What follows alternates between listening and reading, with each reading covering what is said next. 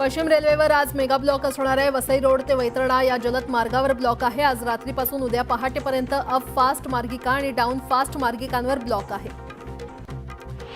मध्य रेल्वेवर छत्रपती शिवाजी महाराज टर्मिनस आणि विद्याविहार स्थानकादरम्यान अप आणि डाऊन धीम्या मार्गावर मेगा ब्लॉक घेण्यात येणार आहे। ब्लॉक कालावधीमध्ये सीएसएमटी वरून सकाळी 10:48 ते दुपारी 3:45 या कालावधीमध्ये सुटणाऱ्या डाऊन धीम्या मार्गावरील सेवा सीएसएमटी आणि विद्याविहार स्थानकादरम्यान डाऊन जलद मार्गावर वळवल्या जातील।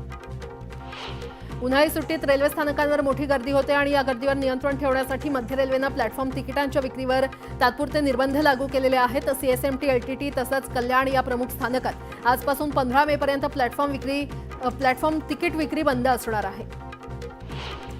अक्षय तृतीयेच्या मुहूर्तावर नवीन गृहयोजना जाहीर करण्याच्या दृष्टीने सिडकोने चाचपणी सुरू केली आहे। यात विविध विभागातील शिल्लक घरांसह 12,000 घरांचा समावेश असेल असा अंदाज संबंधित विभागातील सूत्रांनी व्यक्त केला आहे। राज्यातील वाढती लोकसंख्या आणि गुन्ह्यांच्या प्रमाणातील वाढ पाहता पोलिसांचं मनुष्यबळ कमी आहे आणि त्यामुळे येत्या सप्टेंबर महिन्यात राज्यात पोलीस भरती निघणार आहे। 10,000 पदांसाठी पोलीस भरती असणार असून पोलीस अधीक्षक आणि आयुक्तांसोबत अप्पर पोलीस महासंचालकांची बैठकही पार पडली आहे। तर एका वेळी एकच अर्ज भरण्याचं बंधन असणार आहे। मुंबई पुणे दरम्यानचा रेल्वे प्रवास जलद आणि अडथळारहित करण्यासाठी रेल्वेने महत्त्वाकांक्षी पाऊल उचललेलं आहे। सुमारे 9,000 कोटींहून अधिक खर्चाची कर्जत ते तळेगाव दरम्यान 4थी आणि 5वी नवी मार्गिका उभारण्यात येणार आहे। या नव्या मार्गिकेमुळे प्रवासाचा कालावधी 20 ते 30 मिनिटांनी कमी होणार आहे। राज्यातील सर्वच धर्मादाय रुग्णालयांमध्ये आता नियमांचं पालन केलं जातं की नाही याची पाहणी विशेष मदत कक्षामार्फत करण्यात येणार आहे। या मोहिमेमध्ये धर्मादाय आयुक्त विभागातील अधिकाऱ्यांचा समावेश करण्यात येणार आहे। मुंबई आणि उपनगरात एकूण 76 धर्मादाय रुग्णालयांचा समावेश आहे। भारतानं चहा निर्यातीच्या जागतिक क्रमवारीमध्ये 3रं स्थान मिळवलेलं आहे। भारतातून होणारी चहा निर्यात जानेवारी ते डिसेंबर 2024 या कालावधीमध्ये 2,546.7 लाख किलोवर पोहोचली आहे। यातून भारताला 7,111.43 कोटी रुपयांची मोठी रक्कम मिळाली असून 2023च्या तुलनेमध्ये यात मोठी वाढ झालेली आहे। राज्यातील 2 लाख अंगणवाडी कर्मचाऱ्यांना मार्चचा पगार आणि ऑक्टोबरपासूनचा प्रोत्साहन भत्ता दिलेला नाहीये, तो त्यांना त्वरित देण्याची मागणी महाराष्ट्र राज्य अंगणवाडी कर्मचारी संघानं एकात्मिक बालविकास योजनेच्या आयुक्तांकडे पत्राद्वारे केली आहे। भारत सरकारनं आयुष्मान भारत प्रधानमंत्री जन आरोग्य योजनेअंतर्गत 70 वर्ष आणि त्याहून अधिक वयाच्या नागरिकांसाठी एक महत्त्वपूर्ण निर्णय घेतलाय। आता या वयोगटातील सर्व ज्येष्ठ नागरिकांना सामाजिक आणि आर्थिक स्थितीची अट न लावता योजनेचा थेट लाभ मिळणार आहे। सर्वांसाठी पेन्शन योजना या वर्षाच्या अखेरीस लागू होण्याची शक्यता आहे। केंद्रीय श्रम आणि रोजगार मंत्रालय पेन्शनशी संबंधित प्रक्रियेवर काम करते आणि येत्या काही महिन्यात या प्रक्रियेला अंतिम स्वरूप दिलं जाईल। राज्य सरकारनं बेस्ट उपक्रमाला आर्थिक सहाय्य केलं तरच बेस्ट जगेल हे वास्तव आहे, अशा शब्दात खासदार नारायण राणे यांनी बेस्टबाबतची वस्तुस्थिती मांडली।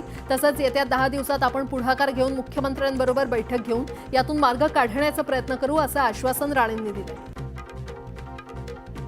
राज्य अभ्यासक्रम आराखड्याची अंमलबजावणी करताना इयत्ता पहिलीपासून हिंदी विषय अनिवार्य करणं यात कोणतंही राजकारण नाही। मराठी भाषेला दुय्यम दर्जा देण्यात आलेला नाही, केवळ विद्यार्थ्यांचं हित लक्षात घेत हा निर्णय घेण्यात आलाय असं स्पष्टीकरण स्कर्टनं दिलंय। मुलांच्या सुरक्षेला आणि त्यांच्या हक्काच्या संरक्षणाला सर्वोच्च प्राधान्य देत यूपी सरकारनं चाइल्ड हेल्पलाईन 1098 अधिक मजबूत करण्याच्या दिशेनं मोठं पाऊल उचललेलं आहे। संकटकाळी मुलांना एकटं वाटू नये, वेळेमध्ये मदत मिळावी यासाठी सरकारकडून प्रयत्न केले जाणार आहेत। मुंबईकरांच्या पिण्याच्या पाण्याची गरज पूर्ण करण्यासाठी महत्त्वाच्या असणाऱ्या गारगाई धरणाच्या कामासाठी आवश्यक वन्यजीव आणि पर्यावरण विषयक बाबींना मुख्यमंत्री देवेंद्र फडणवीस यांनी मंजुरी दिली आहे। थकीत पाणीपट्टी वसुलीसाठी राबवलेली अभय योजना 1 एप्रिलपासून बंद करण्यात आली आहे। त्यामुळे थकबाकीदारांना आता 2% अतिरिक्त शुल्क आकारण्याचा निर्णय पालिकेनं घेतलाय। सिडकोच्या तळोजा, खारकोपर, बामणडोंगरी आणि द्रोणागिरी या नवी मुंबईच्या वसाहती झपाट्यानं विकसित होणाऱ्या शहरी परिवर्तनाचा केंद्रबिंदू ठरतंय।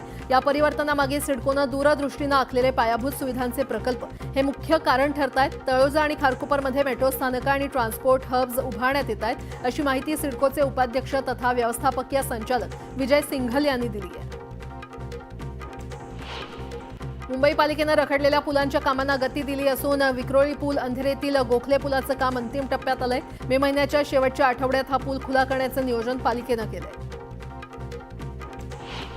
खासगी वाहतुकीला टक्कर देण्यासाठी एसटी महामंडळानं मोठ्या थाटात एसटीच्या ताफ्यात शिवशाही बस दाखल केल्या. मात्र आता ऐन उन्हाळ्यात ज्यादा पैसे मोजूनही बहुतांश शिवशाहीतील वातानुकूलित यंत्रणा बंद राहत असल्यानं प्रवासी घामाघूम होत आहेत.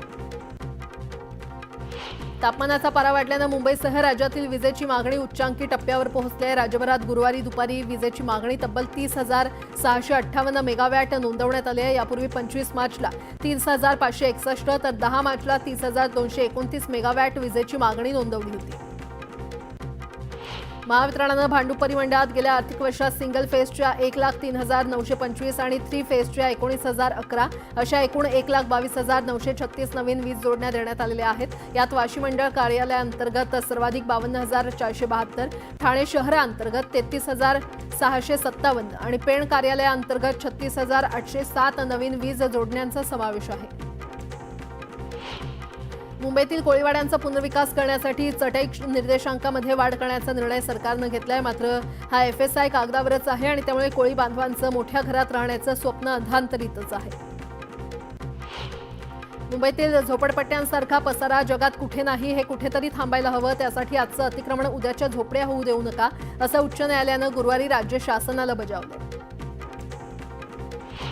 महाराष्ट्र राज्य वन्यजीव मंडळानं नवी मुंबईतील पाम बीच मार्गावरील DPS तलावाला फ्लेमिंगो संवर्धन राखीव म्हणून घोषित केलंय. मुख्यमंत्री देवेंद्र फडणवीस यांच्या अध्यक्षतेखाली झालेल्या बैठकीत हा निर्णय घेण्यात आला असून या बैठकीला वनमंत्री गणेश नाईक यांच्यासह वरिष्ठ अधिकारी उपस्थित होते. सांस्कृतिक कार्य विभागातर्फे यंदाचा V. शांताराम जीवन गौरव पुरस्कार अभिनेते दिग्दर्शक महेश वांजेकर यांना जाहीर झालाय. 10 लाख रुपये रोख, स्मृतिचिन्ह, मानपत्र आणि चांदीचं पदक असं पुरस्काराचं स्वरूप आहे. सांस्कृतिक कार्यमंत्री आशिष शेलार यांनी ही घोषणा केली आहे.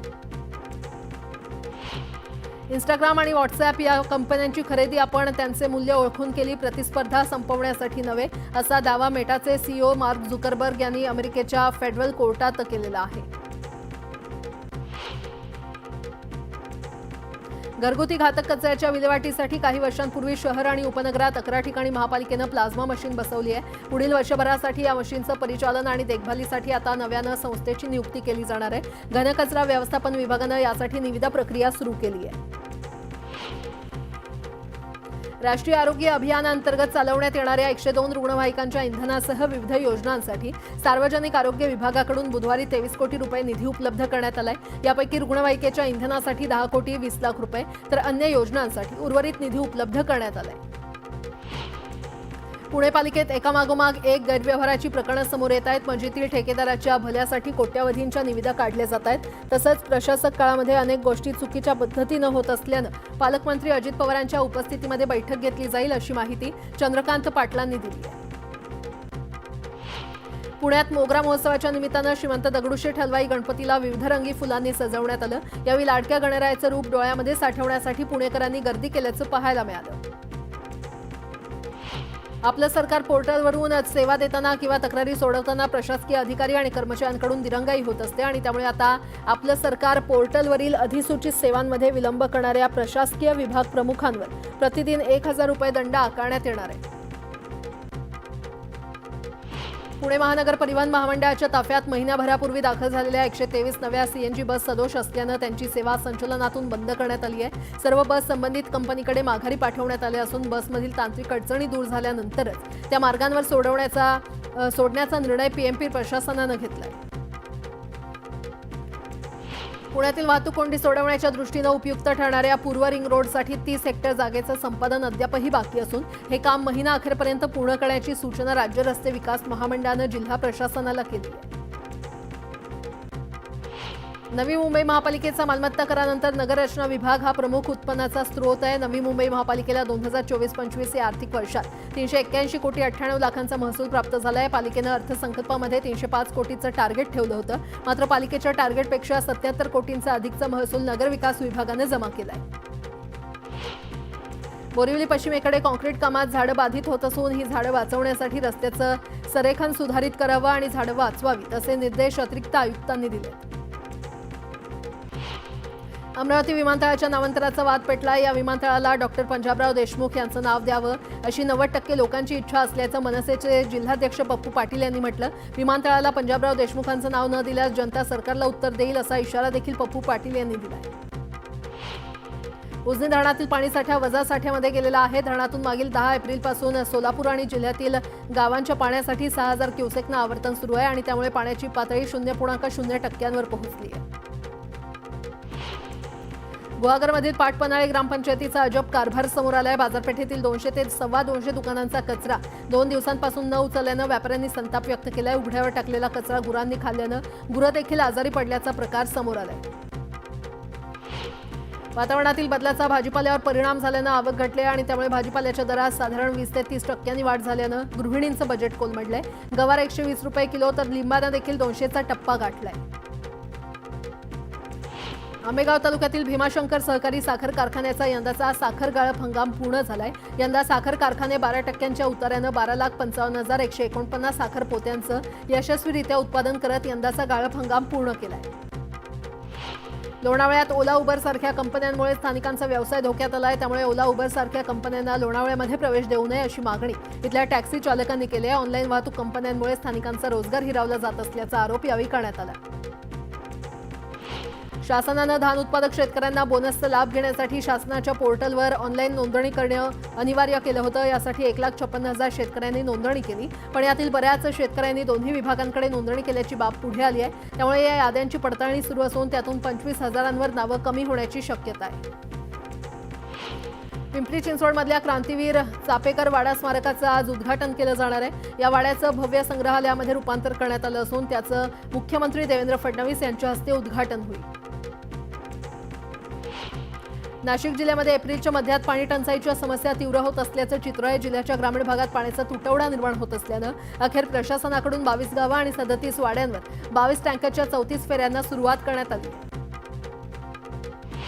वेगळी चव आणि रंगासाठी प्रसिद्ध असलेला रायगडचा हापूस आता घाऊक बाजारात दाखल झाला असून प्रति डझन 600 रुपयात त्याची विक्री होते. सध्या तरी या हापूसची चव चाखणं सर्वसामान्यांच्या आवाक्याबाहेर असलं तरी लवकरच त्याचे दर घसरतील असं बागायतदारांनी सांगितलं.